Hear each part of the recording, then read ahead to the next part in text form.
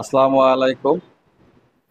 আজকে আমরা শিখব ফ্লাশিং কিভাবে করব, ইভাপোরেটর এবং কন্ডেন্সার এগুলা কিভাবে ফ্লাশিং করব বা ওয়াশ করব, বা কন্ডেন্সার এবং ইভাপোরেটরের ভিতরে এই যে টিউবের ভিতরে যে ময়লা থাকে, বাতাস থাকে, ধুলাবালি থাকে, ময়েশ্চার থাকে, এগুলাকে আমরা কিভাবে বের করব, এই পদ্ধতিগুলো আজকে আমরা জানবো। তা আমরা যদি কোনো কন্ডেন্সার এবং ইভাপোরেটর যদি ফ্লাশিং বা ওয়াশ বা পরিষ্কার যেটাই বলি আমরা যে করতে চাই, এই করতে যাওয়ার সময় তো আমাদের কিছু কি লাগবে, কাজের কিছু যন্ত্রপাতি লাগবে, ইকুইপমেন্ট লাগবে। আগে প্রথমে আমাদের কি লাগবে, যন্ত্রপাতি বা ইকুইপমেন্ট। যন্ত্রপাতিগুলোর কি নাম, ইকুইপমেন্ট বা কি, আগে আমাদের এই জিনিসগুলো দরকার। সর্বপ্রথমে আমাদের কি লাগতেছে, আমরা যদি ফ্লাশিং করি তাহলে চাপ প্রয়োগ করি, যদি আমরা এই কন্ডেন্সারের ভিতরে চাপ প্রয়োগ করি তাহলে আমাদের কি প্রয়োজন, প্রথমে একটি কম্প্রেসর মোটর প্রয়োজন, এটাকে আমরা ভ্যাকুয়াম কম্প্রেসর বা কম্প্রেসর বলে থাকি। তাহলে এই যে কম্প্রেসর এখানে আছে না, এটা একটু এখানে রাখো, এই যে কম্প্রেসর দেখা যায়, এরকম একটা কম্প্রেসর লাগবে, ছোট হোক বড় হোক, একে চাপ দেওয়ার জন্য, প্রেসার দেওয়ার জন্য। তাহলে আমাদের প্রথমে কি লাগতেছে, একটা কম্প্রেসর পাম্প লাগতেছে। কি জন্য, এই কন্ডেন্সার বলি বা ইভাপোরেটর বলি, এর মধ্যে চাপ বা প্রেসার তৈরি করার জন্য, প্রেসার দেওয়ার জন্য, ফোর্স দেওয়ার জন্য, বাতাস দেওয়ার জন্য, এক দিকটা দিয়ে আরেক দিকটা বের করবে। এর জন্য আমাদের প্রয়োজন পড়বে একটি কম্প্রেসর। এরপরে আমাদের প্রয়োজন পড়বে গ্যাস। কোন গ্যাস, যেই গ্যাস যেই এসিতে যে ফ্রিজে ব্যবহার করি, এত নাম্বার গ্যাস, গ্যাস দ্বারাও ফ্লাশিং এবং ওয়াশ করা হয়। এইরকম গ্যাস সিলিন্ডার, যে গ্যাস ব্যবহার করতে হবে যে এসিতে বা ফ্রিজে, ওই গ্যাস আমরা গ্যাস নিলাম। এবার আমাদের লাগবে সবচেয়ে উত্তম যে কাজটা আমরা করি, নাইট্রোজেন সিলিন্ডার বা নাইট্রোজেন গ্যাস।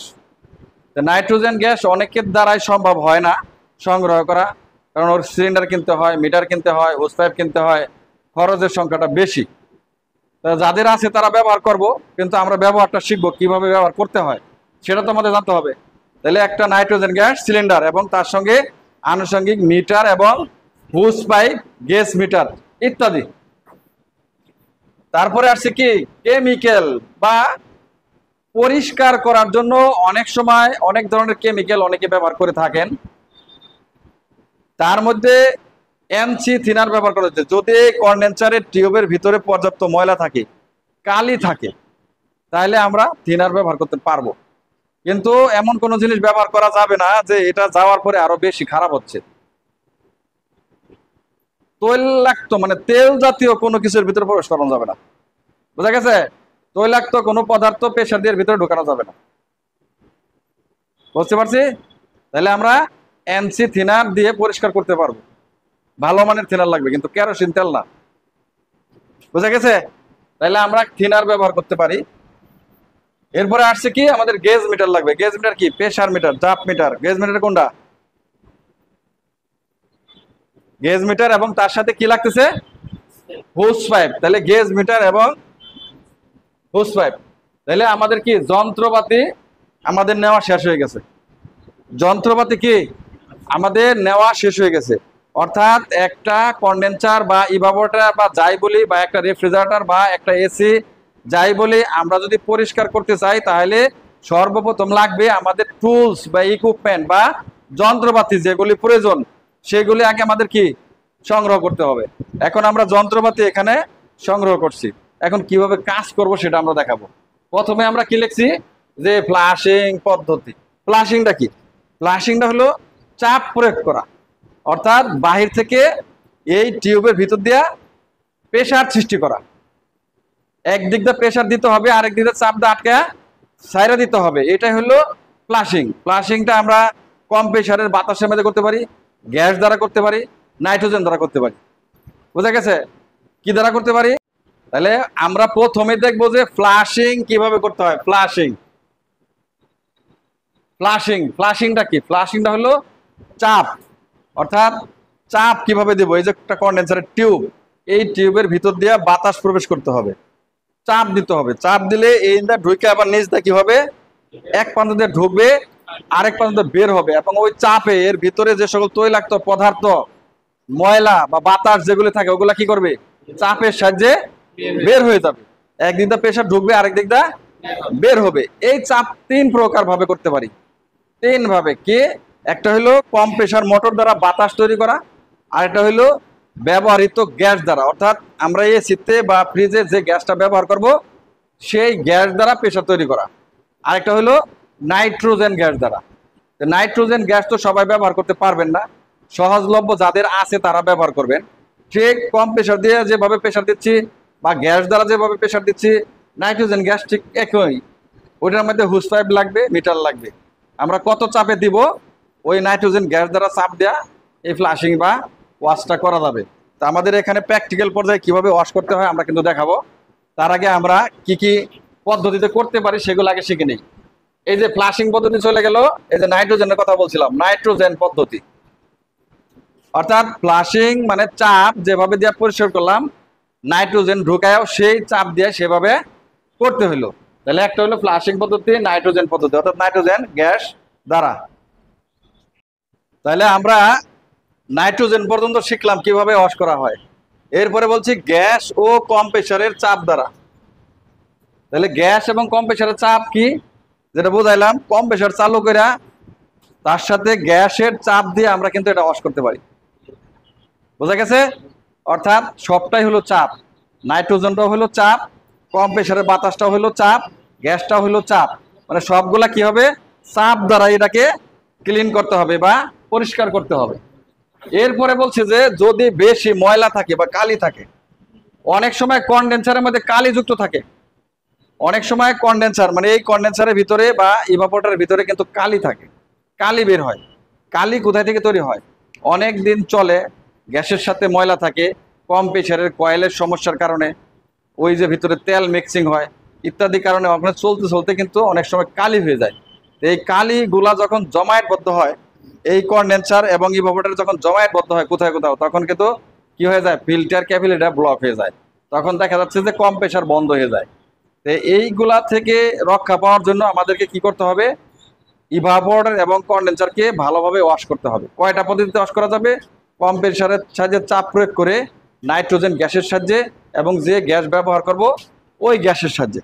তো কিভাবে ফ্লাশিং এবং গ্যাস দ্বারা এখানে নাইট্রোজেন এবং ইভাপোরেটর ওয়াশ করতে হয় এটা আমরা এখন প্র্যাকটিক্যালি শিখবো। এতগুলো আমরা থিওরিক্যাল শিখলাম, কোন কোন প্রসেসে করা যায়, এখন আমরা বাস্তব এটা দেখবো। তার জন্য একটু অপেক্ষা করতে হবে বিদ্যুৎ আসা পর্যন্ত। এখন তো আমাদের জেনারেটর চলতেছে, বিদ্যুৎ আসলে আমরা কম প্রেসার চালু করব।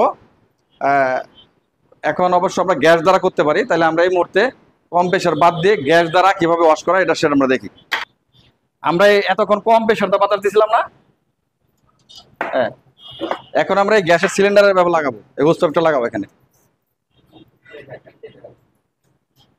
আমরা এখানে হোস্টের সিলিন্ডার দ্বারা লাগাবো, ঠিক আছে? এটাকে আমরা খাড়া করি এইভাবে,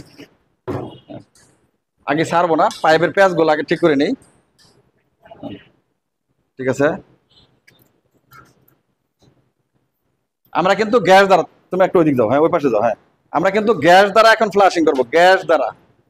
মানে শুধু প্রসেসটা দেখা দিতেছি কিভাবে করতে হবে। আমরা গ্যাসের চাবিটা ছেড়ে দাও, এটা 410 গ্যাস, হ্যাঁ ছাড়ো, চাবি লুজ দাও, লুজ দাও, টাইট বেশি, হ্যাঁ লুজ দাও, দাও টাইট দাও,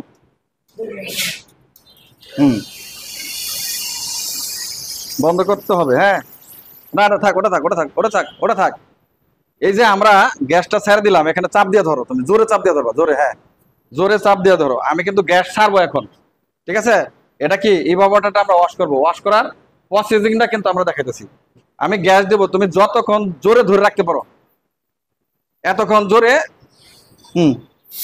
ছাড়বা, হ্যাঁ একটু পারবো ছাড়বা, আবার ধরো, আবার ধরবা, আচ্ছা ধরে রাখো।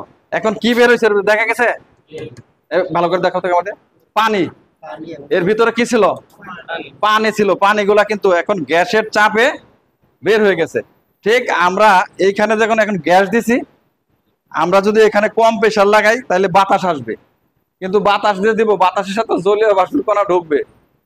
এই জন্য আমরা বাতাস দেওয়া করার পরে কিন্তু আবার গ্যাস দিব, গ্যাসের চাপে যেন সব বের হয়ে যায়। এই জায়গায় যদি আমরা আবার নাইট্রোজেন সিলিন্ডার লাগাই, ঠিক নাইট্রোজেন দাও, এভাবেই করতে হবে। বোঝা গেছে? তাহলে আমরা পদ্ধতিগুলো কিন্তু সব একই, শুধু আমাদের কি চেঞ্জ হয়ে যাবে, কি চেঞ্জ হবে, গ্যাসের সিলিন্ডার চেঞ্জ হবে, নাইট্রোজেন চেঞ্জ হবে, কম্প্রেসার চেঞ্জ হবে, কিন্তু একই পদ্ধতি দ্বারা করতে হবে।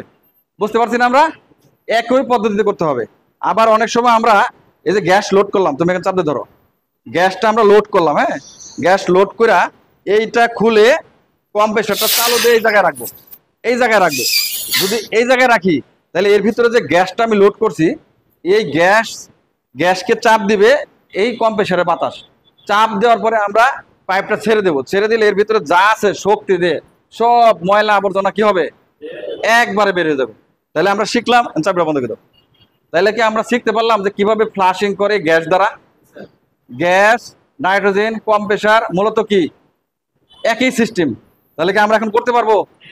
তাহলে আমরা এখন কি প্রসেসিং এ দেখলাম, এটা ইভাপোরেটর। ঠিক কনডেন্সার যদি করি তাহলে এখানে আমাদের কি করতে হবে, একটা নজেল লাগাইতে হবে। নজেল লাগায় আমাদের এই হুস পাইপটা তখন এই জায়গায় চলে আসবে। এটা বন্ধ করে দাও এখন। বন্ধ করছো?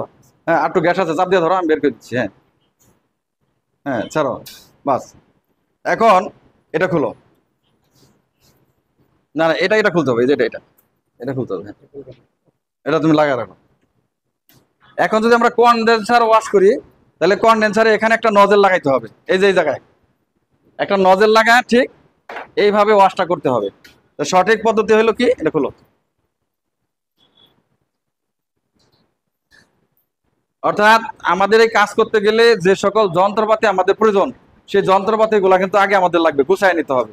গুছায় নেওয়ার পরে কিন্তু আমরা এই কাজটা করতে পারবো। তাহলে আমরা শিখতে পারছি যে কিভাবে কনডেন্সার এবং ইভাপোরেটর ফ্লাশিং পদ্ধতিতে ওয়াশ করা হয়। শিখছি, পারবো তো? ঠিক আছে ইনশাল্লাহ। তাহলে আপনারা এভাবেই কাজ করবেন। সবাই ভালো থাকেন। আসসালামু আলাইকুম।